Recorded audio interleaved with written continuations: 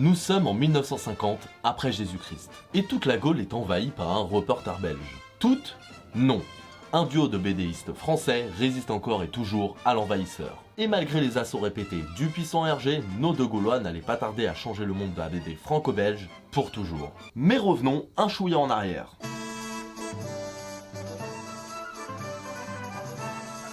Bonjour, bonsoir à tous et bienvenue dans Conseil. Aujourd'hui, comme suggéré dans cette incroyable introduction, nous allons parler de l'un des plus grands duos de la BD franco-belge, René Goscinny et Albert Uderzo. Monstres sacrés de la bande dessinée, les deux bonhommes ont un palmarès plutôt sympa. Et principalement Goscinny qui a écrit des œuvres cultes, telles que Lucky Luke, Le Petit Nicolas ou encore Is No Good. Mais c'est ensemble qui créeront l'un de leurs plus grands phénomènes, Astérix. Et comme c'est souvent le cas, il est rare que le succès vienne au premier essai, et vous vous doutez bien qu'Astérix n'a pas été la première œuvre du duo. Pour ça, il faudra se pencher sur notre sujet du jour, Papa. BD du duo Goscinny-Uderzo, Papa est apparu en deux temps. Au début des années 50, le personnage est créé, mais il n'a pas grand chose à voir avec sa version finale. Très humoristique et principalement axé sur la dualité entre tradition indienne et modernité caucasienne. Mais ce concept pourtant charmant ne trouvera pas d'éditeur, ce qui fait qu'à ce jour, il n'existe que 6 pages en libre circulation. 6 pages qui ne forment même pas une histoire complète.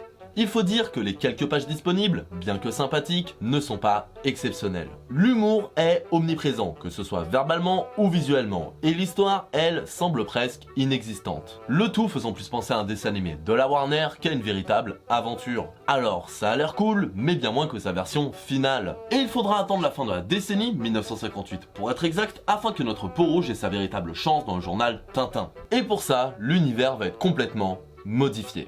Papa version 2.0 raconte donc l'histoire d'Hubert de la Pâte Feuilletée, chevalier du roi de France au XVIIIe siècle. Fraîchement arrivé dans les colonies canadiennes, notre aristocrate fera connaissance avec notre héros, Papa. Une rencontre d'abord musclée, les deux hommes se lieront d'amitié en devenant frères de sang et ensemble vivront de folles aventures. Rien qu'avec ce court synopsis et quelques images, les différences entre la première ébauche Papa et sa version finale sautent aux yeux. Bon, déjà, visuellement, c'est le jour et la nuit. Même si certains personnages gardent un design similaire comme Papa, ou encore n'a qu'une dent mais elle est tombée alors maintenant n'en a plus. Et oui, c'est un vrai nom de personnage. Et bien le reste change quasiment du tout au tout.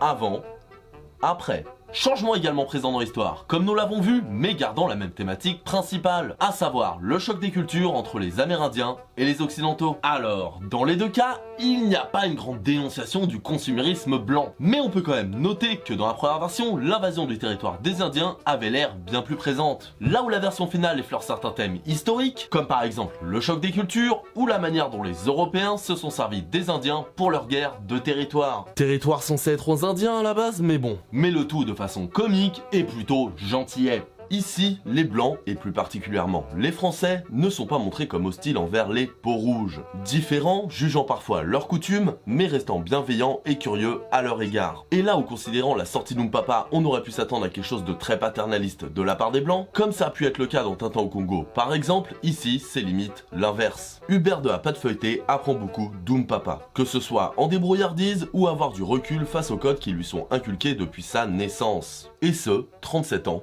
avant Pocahontas de Disney. L'histoire d'amour en moins, alors je te dis tout de suite, range ta règle 34. En règle générale, la BD n'est pas pensée pour avoir un message incroyable. Alors oui, elle aborde les armes à feu, le choc des cultures, la tolérance entre les peuples, mais tel son petit frère Astérix, à moindre mesure, Papa est avant tout une comédie d'aventure, avec des messages en filigrane. Et en parlant de lui, notre célèbre Gaulois doit beaucoup à son grand frère Peau-Rouge. Car si le contexte est très différent, il existe quand même pas mal de similarités entre les deux. Pour commencer avec les évidences, on peut voir que chacune des deux BD est constituée d'un duo. Alors certes, différents, mais avec quelques points communs. Papa est fort et intelligent, ce que sont respectivement Obélix et Astérix. Hubert est un peu gauche et comique, ce qui est aussi le cas d'Obélix. On peut également noter une certaine ressemblance entre les Chava-Chava, la tribu Papa, et le petit village d'Astérix. Un village local à côté d'un ou plusieurs forts, hostile pour le Gaulois et ami pour l'Indien, mais dans les deux cas rempli de personnages barrés. Le chef gros bisou, il pleut, le sorcier n'a qu'une dent mais elle est tombée alors maintenant on n'en a plus. Tant de personnages qui seraient parfaitement à leur place dans Astérix. Des personnages mais aussi des jeux de mots, car je ne sais pas si vous avez remarqué, mais entre Idéfix, Panoramix, Abracoursix et tant d'autres, eh bien les deux auteurs aiment beaucoup les noms à base de jeux de mots. Abonne-toi. Même si, c'est vrai, chez Papa, il y a beaucoup moins de jeux de mots que chez Astérix, mais il y a beaucoup de prénoms à consonance rigolote. Et si tu combines ça avec le nom de la tribu Papa, à savoir les Chava Chava, ça va, au cas où t'es pas compris, eh bien on peut facilement s'imaginer que c'est l'Amérindien qui a inspiré le Gaulois pour les jeux de mots des prénoms. Et à mon avis, c'est aussi la même chose pour les bagarres. Parce que, je sais pas ce que vous en pensez, mais entre ça et ça, il y a quand même un air de famille. Et des Indiens fiers et courageux défonçant d'autres tribus, et même des pirates, aux Gaulois qui baffent Romains, et encore une fois pirates, il n'y a qu'un pas. Pour conclure, les comparaisons, c'est bien beau, mais Papa mérite-t-il notre attention?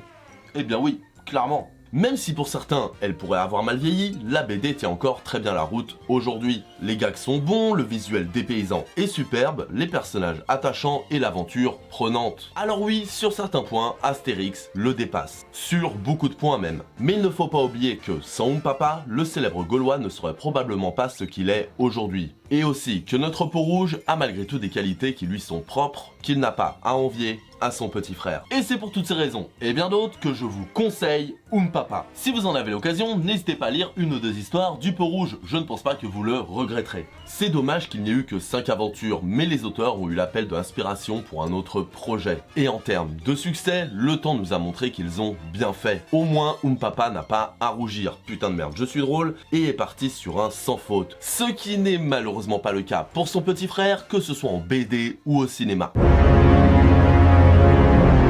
Et voilà, cette vidéo est terminée, j'espère qu'elle vous aura plu. Dans tous les cas, n'hésitez pas à laisser vos avis dans les commentaires. Et si vous avez aimé, n'hésitez pas à liker, partager et vous abonner à la chaîne. En plus, on est bientôt 1000, ce serait cool qu'on le soit, comme ça je pourrais monétiser, plein de vues, hashtag monnaie, yes. En attendant, passez une excellente journée, /soirée, /instant espace-temps. Et insérez votre espace-temps, bien évidemment.